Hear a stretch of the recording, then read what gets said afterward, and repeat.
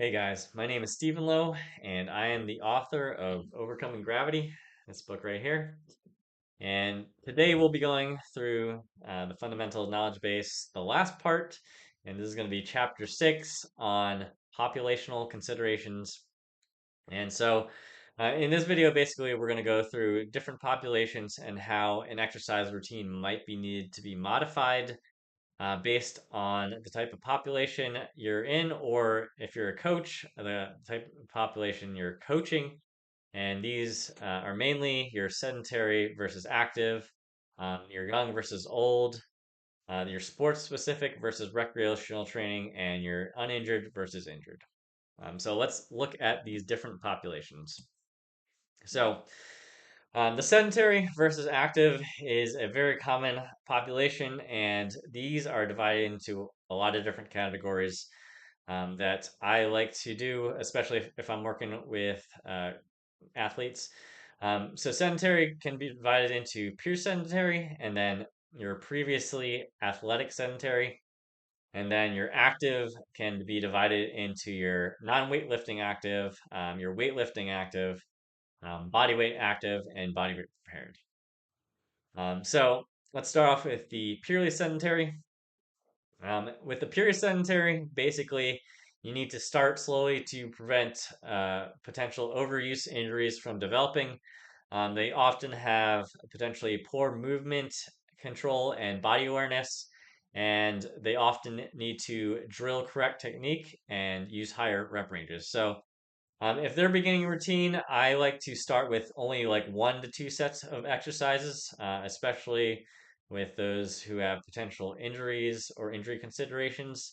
Basically, you don't need to start with like the full 3 sets, as that may be too much for them, and you can always ramp up from 1 to 2 sets up to three over time as they tolerate it. So, this specific population. Basically, you need to be wary of doing too much at the start. If they do too much at the start, they're going to be excessively sore, and their motivation to continue exercise can often be low. And so, with this population, you mainly want to keep all these different things in mind and really focus on technique with them. So, the next population in sedentary is your previously athletic sedentary. And with this population, there is a wide range of athletes who have basically either gotten injured and not done anything for a while, or they played sports in high school or college and then they stopped and they're wanting to get back into exercise, and they found either weightlifting or maybe even my book or body weight exercise and they want to do that. So, with this population, muscle gains and strength gains often come back extremely quickly. So you might have heard of something called uh, basically muscle, uh, basically muscle memory. Slipped me for a sec, but muscle memory, and that is a true thing. Basically, when your muscles get bigger, so you have big muscles, but then you stop and you become sedentary and lose your muscle mass. Um, th- when you have the muscle damage portion of hypertrophy, basically what your body does is it donates satellite cells that are around your muscles. It donates the nucleus into that muscle. And so the nucleus remains in the muscle, and that helps to increase protein synthesis. And when somebody is sedentary, even though their muscles and like their actin, myosin fibers will go away over time if they don't work out, still the nucleus remains within the muscle. And so once they start to work out again, the nucleus can help to increase protein synthesis so they gain back their muscle mass pretty rapidly. And so that is true. So they'll gain back their strength and muscle pretty rapidly. But connective tissue, when it deconditions, it doesn't have a similar mechanism. So if somebody's joints, their tendons, their ligaments, and other connective tissue is starting to get sore, that means they're doing too much too quickly, and you need to kind of dial back. So often, like the purely sedentary, you often want to start slow, and if they're gaining things back, keep things at a slow pace at least for the first few months, so they're able to get back the connective tissue integrity and strength without risking potential overuse injuries. So, with the purely previously athletic sedentary, often the case, the biggest thing preventing them from continuing with exercise in the long haul is they'll start to develop those overuse injuries. So you need to consider that for this population. So the non-weightlifting active, this is usually people who have done sports before, but usually it's more endurance-based sports such as your running, your swimming, and your biking backgrounds. So these athletes may not necessarily be accustomed to strength training, so be careful with the progression. Since they're very dedicated, usually most of the endurance sports require frequent workouts done most of the days a week. Since they are used to doing workouts very often, adding strength training to a routine and them wanting to do more is a good thing for motivation, but generally a bad thing because they're not used to working out so infrequently, or if they're trying to do both at once, adding strength training on top of a routine can be too much. So, in these populations, you need to understand that, help them understand, and also understand for yourself that you need to decrease usually the amount of strength training sessions you're doing if you are also doing running on the side. So if somebody is running, instead of doing, say, 3 times a week full body to start, you may want to start out with 1 to 2 times full body, just because it can be too much adding on strength training, a full strength training routine onto another sport at the same time. Likewise, you need to emphasize that recovery is important for the strength training. And so, like with the attribute training I discussed in the previous chapter, more of the high intensity workouts require more rest, whereas where the low intensity and moderate intensity workouts that you can often do with more of the cardio based sports, maybe you can do those more often, but not with the strength training ones. So in the book, I group these two apart, but for this purposes, they're very similar. The weightlifting active and the bodyweight active usually have some type of sports or resistance training background, and so they're used to working with weights or moving some type of doing some type of exercise where they're aiming to get stronger or bigger. And so these populations usually adapt to body weight strength training fairly rapidly. They often have a lot of the neural adaptation for strength, so your recruitment, your synchronization already. But mainly for this population, caution needs to be made for the specific straight arm strength training, such as your levers, your planche, your back lever, your front lever, and other straight arm work, mainly because most of these people are working with like full range of motion exercise, so like your bench, your deadlifts, your overhead press, some type of like bent over rows, or the body weight exercises, the standard ones just done in higher repetitions. So they're not used to the stress on this connective tissue that straight arm movements might have. Usually with the straight arm movements, you're decreasing the levers over time. So with like planche, you're moving from around your shoulders to your hands going slowly towards your waist. And so that puts a lot of pressure on the biceps tendon, the common flexor tendon of your elbow, where you get golfer's elbow or medial epicondylitis. And so, because the arms are locked in a straight position with those types of straight arm isometrics, there's more stress put on the connective tissue at those types of straight arm limit range of motion exercises, and so you need to be cautious about those specific exercises with this population to avoid overuse injuries. So usually having some type of low intensity one in the beginning, such as your support holds and skin counter German hang, is useful for building slowly up to working into the levers over time. And so that's why those type of movements are often added into common bodyweight routines, such as the one in my books or the Reddit's bodyweight fitness recommended routine, which I help construct, or many others. Okay, so looking into the body weight prepared, usually this population has already done some type of straight arm work before, such as your gymnast, your breakdancers or b-boys, parkour climbers, and others. The main concern with these populations is specifically adding in structured strength training on top of the skill practice. Can be a little bit too much, and so like the people who are mostly doing sports but cardio first, adding in mostly structured strength training. You don't want to add too much at first. Usually, you want to add it in smaller amounts and then increase that over time. So, like 1 to 2 workouts and then increase, or just start with 3 workouts on lower volume, such as, like 1 to 2 sets per exercise, and then maybe building up to three over time.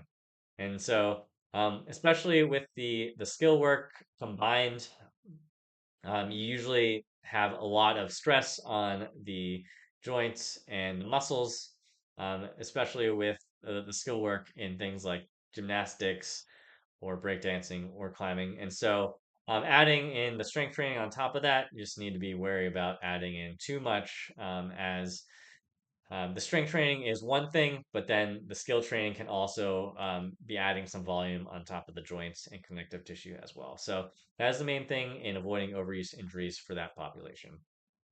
The sports specific are mainly those who want to do things like bodyweight strength training to help, or resistance training to help their specific sport. And in these cases, I tend to recommend that the athlete goes to their specific coach, because often their specific coach has some type of strength training programming that they want their athlete to do. And not all these population, or not all the coaches for these populations do have that. Sometimes they want their athlete to, just do what they want in regards to strength training, but often they do have some type of guidelines that they want to do. Um, Often in these cases, the athlete looking to add in the strength training can be overzealous with adding in structured training, and that can negatively affect their sport. So I've experienced this a lot with, gymnasts, climbers, parkour athletes, martial artists who want to add in specific strength training to their sports regimens. Often they start by adding in too much. Like the bodyweight prepared, you often want to start with two strength workouts at most to begin, and then you can always add more if you need some more later.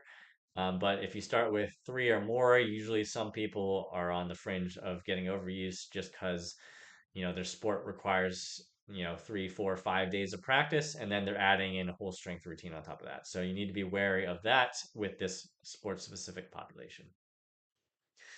Additionally, with the sports specific population, another main thing to consider is that the exercises may not necessarily be conducive to their specific sport.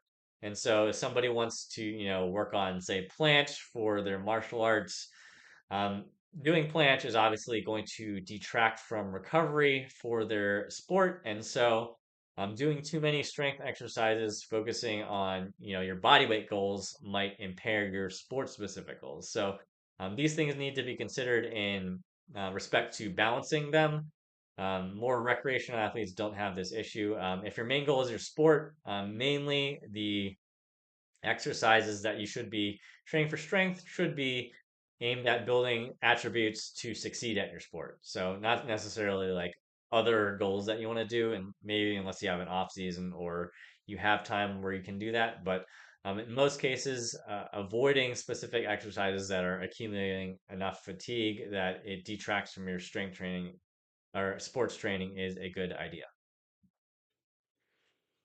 So the young versus old. So the young tend to have very good recovery, but their tendency is to overdo things. With this population, it's best to start with a moderate amount of training and add more if you need it specifically. And often, this type of population has issues with ego lifting or cheating reps. And so, good technique needs to be emphasized for this specific population with the young. So with the old, um, obviously, as you get older, you have decreased recovery as your body is not able to do as much. So you have your decreased resiliency. strength, flexibility, and mobility and recovery over time. And so you need to be more prepared when you do strength training. So one of the heuristics I like to use for the older you get is the 10 minutes plus your age over for warm-ups. So for example, if somebody is 20 years old, usually 10 minutes plus 20 over 4, which is 5 minutes, about 15 minutes to warm up is adequate enough. Whereas if somebody is 40 or 60, 40 over 4 is obviously 10. So 10 plus 10 is 20 minutes. Then if you're 60, 60 over 4 is 15. 10 plus 15 minutes, about 25 minutes for warm up. Decent heuristic. Your body generally needs a little bit more to get warmed up. And I've noticed this as I've aged as well. And basically, with this population, especially if they're new to training, you want to start very light with exercises, as I've noted before in some other populations. Maybe only start with one set for this population for a couple workouts, then build to two sets, then build up to three if needed. DOMS is particularly demotivating for older individuals, delayed onset muscle soreness. And so doing too much at the start can be a big issue in having them being motivated to continue and get stronger. Likewise, you may need more flexibility and mobility for technique. So for these populations who often have issues with getting into proper positioning, so for like your squats, maybe they're not able to go to parallel without good form. You need to focus on helping them gain flexibility and mobility to adequately do good technique with the exercise and go down further in their squats or if they're working towards push-ups, rows, dips and pull-ups over time, they may need some specific stretching to get their arms, fully overhead. Because if they haven't been using that range of motion, often they don't have it, and so you need to do specific mobility and flexibility work to help them gain particular ranges of motion. So those are the main things to consider with the old. So I explained a little bit about this in the previous sports specific, but the goal of the sports specific versus recreational is for the sports specific to maximize the specific progression of the sport and not necessarily body weight exercises or barbell exercises. In this, for most of these particular populations, you can think of it akin to in season versus off season. In season, you're going to mostly want to maintain the attributes that you have. So whether it's your strength, your hypertrophy, your flexibility, and so on, especially if they're adequate and good for your specific sport, and focus mostly on sport specific movements to improve. And then maybe in the off season, if your sport requires more strength or hypertrophy, that's when you start to dial back the sport specific exercises a little bit and focus on building up the attributes. And so you can have this dichotomy with sport specific that is helpful. And similarly, I didn't include the bullet point here, but with the sports specific, you don't necessarily need to be training movements that are specific to your sports. So often you see people doing like partial ranges of motion. That's not exactly necessary in order to exceed at your sport. Even if they only use partial ranges of motion, you can usually do full range of motion. Things like full range of motion deadlifts and squats are useful, especially for beginners and intermediates. For sprinters, you don't necessarily need to be doing like quarter squats or quarter deadlifts. Those specific techniques can be used, by more advanced athletes, but generally to build a base of strength for beginners and intermediates, you generally want to go through full range of motion exercises and not cut range of motion where you don't need to. Moving on to recreational. Basically, if you're recreational, you're not like super training a sports specifically so you can improve at it. And so you can kind of alternate which specific stuff you want to improve on the most, whether it's your sport or your training or even multiple sports. And for this population, usually what I see is training ADHD can be an issue. And so you want to have specific mesocycle focuses. And what I mean by that is have a mesocycle, of several weeks or a couple months long where you focus on improving specific attributes, whether it's, you want to have the body weight focus or the sports focus. After that, you can reevaluate if you want to, switch focus, but often, several cycles in a row of, specific hypertrophy training or strength training can be useful to get towards your goals. And then after that, you can maintain those specific goals and work on more of the sport if you wanted to do that. So in these cases, long-term planning is a good idea to make sure some goals don't go to the wayside, but also that you're not hopping around too much between each of them, such that you're doing too much and you're not progressing effectively. Finally, our uninjured versus injured. Obviously, if you're injured, your sports and training needs to work around your issues while rehab continues. So if you have an upper body injury, usually you can continue to train core and your legs. So keep that in mind. A lot of people, when they get injured, basically stop doing everything, and that's bad for consistency issues. And also, people tend to gain weight as well. And so that's not a good thing because they continue to eat as much, but they're not doing as much activity. So work around your issues. Sometimes people with shoulder issues can train a little bit while they are doing rehab, but that is case by case specific, and you want to talk to your physical therapist about that to make sure you're doing the right things. With the previous injury, previously injured, basically, the best predictor of an injury that you may have happen in the future is a previous injury. So, if you have had tendinopathy before in your elbows or your shoulders, that you are at higher risk to have that again. And so, usually, some type of prehab work is a good idea to continue in the long run. It doesn't necessarily need to be as high volume as like a rehab routine. So, like if you're doing shoulder rehab, you might be doing tons of isolation exercises, movements for the shoulder, like flexion, abduction, arm out to the side, extension with arm going back, scapular exercises, rotator cuff exercises going in and out, lots of different exercises. In most cases, cutting down the exercises to the most efficient use of time, like maybe 3 to 5 exercises at most, and then usually like 1 to 2 sets, provide enough potential prehab or pre-rehabilitation or injury prevention that you won't get the injury again. So you don't necessarily need to be doing a full rehab routine, but usually some form of a few exercises for prehab is a good idea in the long run. If you're uninjured, obviously you want to keep an eye out for connective tissue soreness and joint soreness, which can foreshadow overuse injuries. That's the main areas that get injured in bodyweight training, especially with the strain arm, isometrics.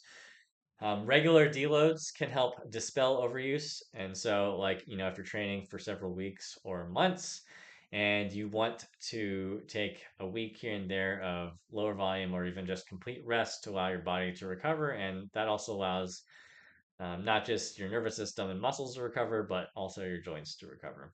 And finally, like the previously injured, sometimes some type of prehab routine can be a good idea to mitigate risk of potential injuries. Usually, like 1 or 2 sets here and there of biceps curls over time helps to eliminate potential of biceps tendinopathy. Same with like wrist curls for medial epicondylitis as well, wrist curls or like finger curls or some pronation, supination movements. Or with the shoulder, some type of rotator cuff or scapular exercises can be helpful in making sure that you're doing a little bit of prehab to prevent or pre-rehab injuries. So that's all the populations I wanted to talk about.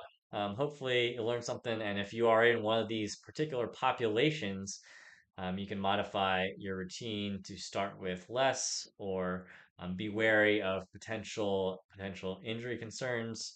when you're starting a routine and be wary of symptoms of overuse.